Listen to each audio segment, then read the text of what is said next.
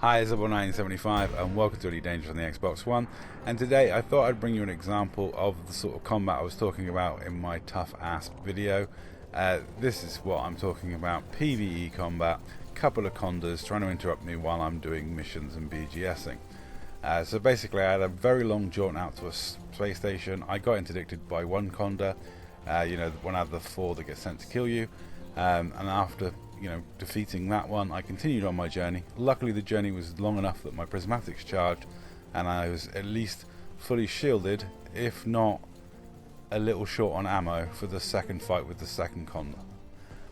This is exactly what I brought this ASP for and what I built it to do.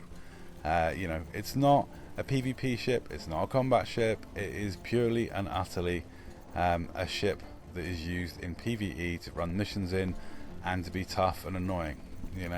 I would go into whys and wherefores of why I built it in the other video where I talk about the build and why I built it in more detail. So if you haven't seen that video, go and watch that one, and you'll get more context for this one.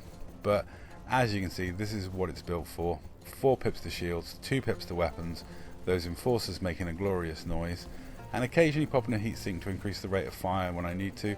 Because if I'm stuck prolonged like this for a long time, the distributor does struggle a little bit.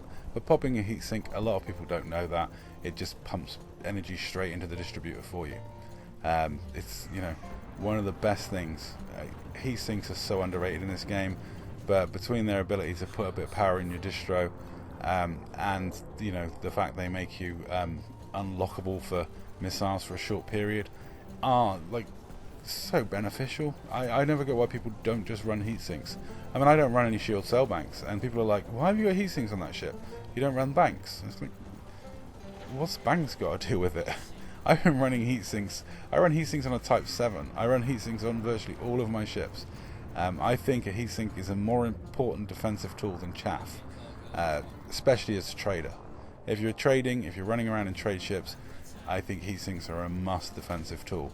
And people underrate what they can do. Being able to put some power into your systems, being able to stop you being targeted by missiles is such a huge thing. I cannot emphasize that enough.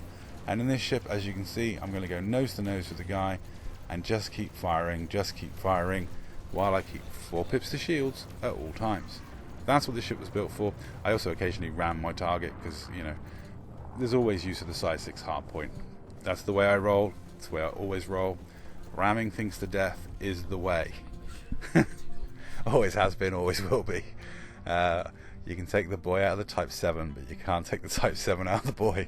I will always ram my opponent because that is always my strongest weapon. It's probably because I fly a lot of very weak ships. But anyway, that's all for me talking. I'm going to leave you with the second PvE combat against the Conda and just say that's all. Enjoy the rest of this combat. I say that's all. Thank you very much for watching, and watch my ammo counter get lower and lower. Enjoy. Incoming mission.